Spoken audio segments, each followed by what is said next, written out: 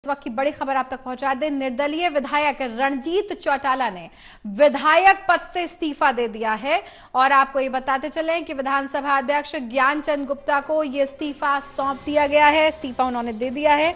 बड़ी जानकारी इस वक्त आ रही है। रणजीत चौटाला बीजेपी की टिकट पर हिसार से लड़ रहे हैं लोकसभा चुनाव। अब चुनौतियां भी आगे ज्यादा ही होंगी।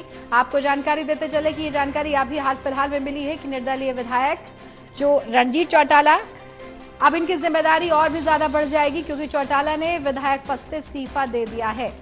विधानसभा अध्यक्ष ज्ञानचंद गुप्ता जिनको अपना इस्तीफा वो दे चुके हैं। थोड़ी देर पहले जानकारी ये मिली थी कि अभी उसको एक्सेप्ट नहीं किया गया है, लेकिन अभी आपको ये बताते चले कि रणजीत चौटाला बीजेपी की टिकट पर हिसार से लोकसभा चुनाव लड़ने जा रहे हैं और इसकी तैयारियां लोकसभा चुनावों की लगातार चल ही रही हैं। लोकसभा के लिए लगातार एक एक कार्यकर्ता, एक एक नेता लगातार लगा हुआ है और जो भिड़ंत देखी जानी है इस बार मैदान जंग में वो भी जबरदस्त होनी है। इसके लिए पार्टियां अपनी अपनी पुरजोर तरीके से कोशिश कर रही हैं, लेकिन अब जो भी मैदान जंग में उतरेगा उसके लिए चुनौतियां कितनी ज्यादा हो जाएंगी वो आप अंदाजा लगा ही सकते हैं, क्योंकि दिलचस्प इस बार रण होने वाला है।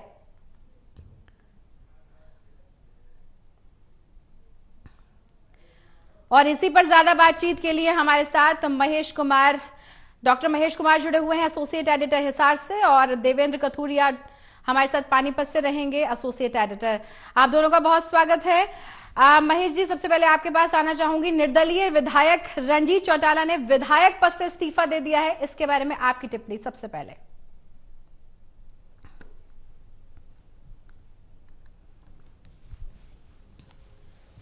देखिए, सिरसा के रानिया से निर्दलीय विधायक हैं। पहले की गठबंधन सरकार में भी बिजली और जेल मंत्री की भूमिका जो है चौधरी रणजीत सिंह की थी और दोबारा से जब बीजेपी सरकार का एक बार फिर से पुनर्गठन किया गया और नायब सिंह सैनी को बतौर मुख्यमंत्री कुर्सी सौंप दी गई, उसके बाद भी दूसरी सरकार में भी दूसरे टेन्योर के अंदर भी यहाँ चौधरी रणजीत सिंह है, बिजली और जेल मंत्री की जिम्मेदारी उन्हें दी गई है। तो यकीनन अब लोकसभा के चुनाव मैदान में उम्मीदवार के रूप में चौधरी रणजीत सिंह को उतारा जा चुका है। भारतीय जनता पार्टी के उम्मीदवार के रूप में हिसार लोकसभा के रण में अब वो चुनावी ताल ठोक रहे हैं।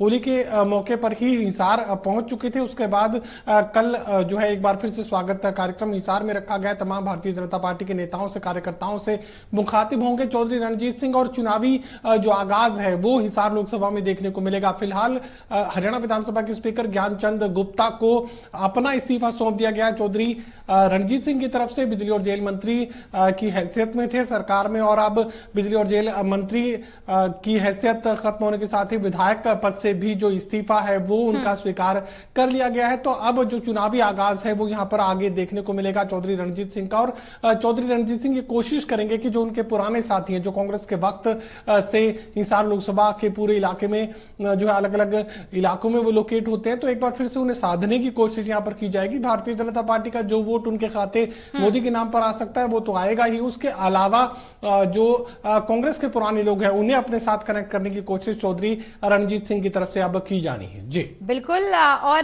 देवेंद्र जी, नई ताल ठोकने जा रहे हैं, इस पर आप क्या कहना चाहेंगे? क्या प्रतिक्रिया आपकी रहेगी? क्योंकि देखिए आगे लोकसभा चुनाव है, एक बड़ी जिम्मेदारी उनको अब मिलने जा रही है और इंतजार, क्योंकि इस बार दिलचस्प, इस बार जो चुनाव होने जा रहा है वो भिड़ंत इस बार बहुत इंटरेस्टिंग होगी। तो आपका क्या कहना है इसको लेकर? देखिए, कंचन रानिया सिरसा से निर्दलीय विधायक के तौर पर जीते थे। आज से 15 दिन पहले तक जब मनोहर लाल जी की कैबिनेट थी, मनोहर लाल मुख्यमंत्री थे, उस कैबिनेट में वो बिजली और जेल मंत्री थे। लेकिन अचानक मनोहर लाल के इस्तीफे के बाद जो नया मंत्रिमंडल शाम को बना उसमें भी इनको लिया गया, जो 5 मंत्रियों ने शपथ ली थी कैबिनेट मंत्री के तौर पर। लेकिन रणजीत चौटाला लगातार इच्छा जाहिर करते रहे कई महीनों से कि वो हिसार से लोकसभा का चुनाव लड़ना चाहते हैं। मीडिया में ये खबरें कई बार आई। तो चूंकि चौधरी देवीलाल जब मुख्यमंत्री थे हरियाणा के, तब रणजीत चौटाला उनकी कैबिनेट में मंत्री थे। उनके पुत्र हैं, जैसे ओम प्रकाश चौटाला बड़े पुत्र हैं, रणजीत चौटाला छोटे पुत्र हैं। तो हरियाणा में वो काम कर चुके हैं, अभी भी मंत्री थे और अभी भी हैं। आज दिन तक मंत्री थे वो, लेकिन लगता है उनको सेंट्रल पॉलिटिक्स में, राष्ट्रीय राजनीति में आने का उनका विचार था, इच्छा जाहिर कर रहे थे। तो बीजेपी को और मुख्यमंत्री मनोहर लाल जब मुख्यमंत्री थे उनको उन्होंने रिक्वेस्ट की थी कि आप मेरे को हिसार से चुनाव लड़ाइए, मैं हिसार से चुनाव लड़ना चाहता हूं। कई मर्तबा उन्होंने ये मांग रखी थी। लेकिन आज जो देखिए 2 दिन पहले उनको रणजीत चौटाला को टिकट दिया जाता है हिसार से उनकी इच्छा के मुताबिक, लेकिन चूंकि आज उन्होंने बीजेपी जब निर्दलीय थे तो उन्होंने आज इस्तीफा इसलिए दिया है क्योंकि अब पार्टी की मेंबरशिप ले ली है, बीजेपी पार्टी के प्राथमिक सदस्य बन गए हैं, एक पार्टी से जुड़ गए हैं। इस वजह से टेक्निकल ये बाध्यता थी कि उनको इस्तीफा देना पड़ता। अगर वो निर्दलीय थे तो वो चल सकता था, लेकिन चूंकि पार्टी के एक नुमाइंदे के तौर पर उनको उम्मीदवार बनाया गया है तो ये जरूरी था और ऐसा ही उन्होंने किया। आज शाम को उन्होंने इस्तीफा दे दिया, ज्ञानचंद गुप्ता जो स्पीकर है उनको दे दिया है। अब वो बीजेपी के उम्मीदवार के तौर पर चुनाव लड़ रहे हैं और बीजेपी के नेता या बीजेपी के कार्यकर्ता कहे जाएंगे, क्योंकि प्राथमिक सदस्यता लेने के बाद अल्टीमेटली वो एक पार्टी के नुमाइंदे, एक उम्मीदवार है और ये ऐसा उनके लिए करना जरूरी था। हिसार से अब लोकसभा चुनाव लड़ेंगे, सभी की नजरें हिसार भी हॉट सीट है 10 सीटों की तरह, तो देखा जाएगा। क्योंकि हिसार से लगता सिरसा है, उनका होम डिस्ट्रिक्ट है, चौटाला परिवार के जितने नेता हैं सब लोग सिरसा से ताल्लुक रखते हैं। तो एक बड़ी दिलचस्पी है कि अब 12 मार्च को इन्होंने दोबारा कैबिनेट में शपथ ली थी और अब 15 दिन के बाद 14 दिन के बाद उन्होंने ये पद उन्होंने छोड़ दिया, इस्तीफा दे दिया है। अब उनकी पहचान लोकसभा में बीजेपी के उम्मीदवार के तौर पर हिसार से ये चर्चित रहेगी सुर्खियां। जी बिल्कुल, ये चर्चित रहेगी और इसका इंतजार भी रहेगा। लेकिन महेश जी, रणजीत चौटाला जो कि अब एक नई पारी कह सकते हैं कि शुरुआत करने जा रहे हैं, इसमें बहुत से अब हम देखेंगे आरोप प्रत्यारोप के सिलसिले भी शुरू हो जाएंगे, लेकिन आप इस जिम्मेदारी को और इसमें चुनौतियां उनके लिए कितना मानते हैं? आपको क्या लगता है कि आगे, क्योंकि हिसार सीट से लड़ना, आपको क्या लगता है कि कितनी बड़ी चुनौती उनके लिए होगी आगे और क्या कुछ रहने वाला है?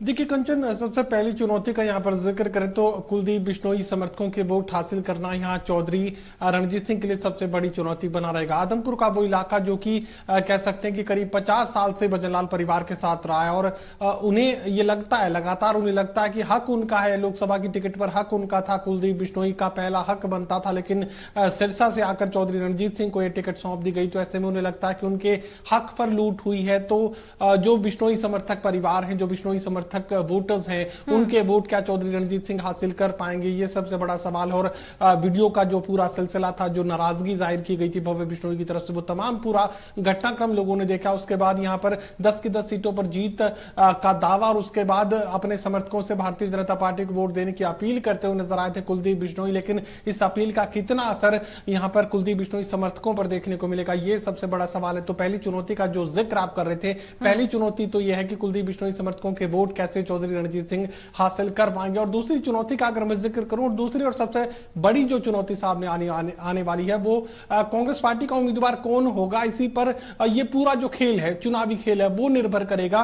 कांग्रेस पार्टी अगर सबसे मजबूत उम्मीदवार को अगर चुनावी मैदान में उतारने में कामयाब होती है, अगर अंदर के घमासान से निपटने में कांग्रेस पार्टी अगर कामयाब हो जाती है और जिताऊ उम्मीदवार को टिकट अगर देने में कांग्रेस पार्टी कामयाब हो जाती है, तो फिर एक एक वोट के लिए संघर्ष जो है हिसार लोकसभा क्षेत्र में देखने को मिल सकता है। और उसके बाद अगर कांग्रेस पार्टी ने जिताऊ उम्मीदवार के चयन में किसी भी तरह की गलती अगर की, तो उसके बाद मुझे लगता है कि फिर बहुत ज्यादा यहां पर मुकाबला देखने को नहीं मिलेगा, फिर बहुत ज्यादा विपरीत परिस्थितियों का सामना यहां पर चौधरी रणजीत सिंह को नहीं करना पड़ेगा। फिर कुलदीप बिश्नोई समर्थकों को मनाने की जरूरत भी शायद फिर चौधरी रणजीत सिंह और भारतीय जनता पार्टी को नहीं पड़ने वाली है। सब कुछ, पूरा खेल, पूरा चुनावी संग्राम इस बात पर निर्भर करेगा कि कांग्रेस पार्टी क्या चुनावी रण में जिताऊ उम्मीदवार को उतारती है या फिर किसी कमजोर मोहरे पर दाव जो है कांग्रेस पार्टी की तरफ से लगा दिया जाता है। यही सबसे निर्णायक जो फैसला है वो उम्मीदवार के चयन को लेकर कांग्रेस पार्टी की तरफ से किया जाना, और उसी के बाद आगे का जो चुनावी संग्राम है, जो घमासान है, वो देखने को मिलेगा। क्या होगा ये उसी के बाद तय हो सकता है। कुलदीप बिश्नोई को लेकर के जो चुनावी समीकरण, जो वोटों की बात कर रहे हैं महेश जी, आप उनके विषय में, देवेंद्र जी आप क्या कुछ कहना चाहेंगे? देखिए कंचन, कुलदीप बिश्नोई भी एक बड़ा नाम था, वो कांग्रेस छोड़कर बीजेपी में आए थे। हालांकि उनके बेटे भव्य बिश्नोई अब आदमपुर से विधायक हैं, लेकिन कुलदीप बिश्नोई की राजनीतिक पारी अभी पड़ी है, उनकी उम्र काफी है और शायद वो सपना पाले हुए थे कि चौधरी भजनलाल उनके पिता थे, केंद्र में मंत्री रहे, 5 मर्तबा हरियाणा के मुख्यमंत्री रहे। सबसे ज्यादा कार्यकाल मेरे को लगता है 10.5 पौने 11 साल तक 5 बार अलग अलग मुख्यमंत्री रहे चौधरी भजनलाल। केंद्र में भी मंत्री रहे। तो चौधरी कुलदीप बिश्नोई की काफी कोशिश थी, उन्होंने संघर्ष भी किया जब हुड्डा सरकार थी तो, लेकिन कांग्रेस में उनकी दाल नहीं गली। आखिर कुछ ऐसी परिस्थितियां हुई, उनको कांग्रेस छोड़कर बीजेपी में आना पड़ा। हालांकि उनके बेटे राजनीति में है, एमएलए हैं, उसका करियर शुरू हुआ है, लेकिन कुलदीप बिश्नोई की राजनीतिक पारी अभी खत्म नहीं हुई। कुलदीप बिश्नोई दावा ठोक रहे थे, भव्य बिश्नोई भी नाराज बताए जा रहे हैं कि उनको पिता को टिकट नहीं दी गई। हिसार उनका गढ़ है जहां से चौधरी भजनलाल ने इतने साल तक राज किया, हरियाणा पे केंद्र की सरकार में गए, तो लिहाजा कहीं ना कहीं निराशाजनक है। लेकिन अभी उनके लिए दरवाजे खुले हैं। कुलदीप बिश्नोई के लिए कहा जा रहा है कि राजस्थान से शायद उनको लोकसभा का टिकट दिया जाए, या राजस्थान की राजनीति में उनकी उपयोगिता बीजेपी के लिए हो सकती है। हरियाणा की जो 10 टिकटें थी वो तो ऐलान हो चुका, लेकिन कुलदीप बिश्नोई का किसी तौर पर किसी तरीके से पुनर्वास होगा ऐसा उम्मीद की जा रही है, और शायद पार्टी हाईकमान के किसी फैसले का इंतजार करें। हालांकि टिकट ना मिलने से कुलदीप बिश्नोई का परिवार, उनके बेटे भव्य बिश्नोई जो आदमपुर से अभी विधायक है, वो नाराज है और नाखुश है। लेकिन पार्टी के ध्यान में ये सारी चीजें, हो सकता है उनको मुख्य धारा में लाने के लिए कुछ और फैसला लिया जाए। जी बिल्कुल। चलिए, बहुत बहुत शुक्रिया महेश जी, कथुरिया जी, आप दोनों का हमारे साथ बातचीत के लिए।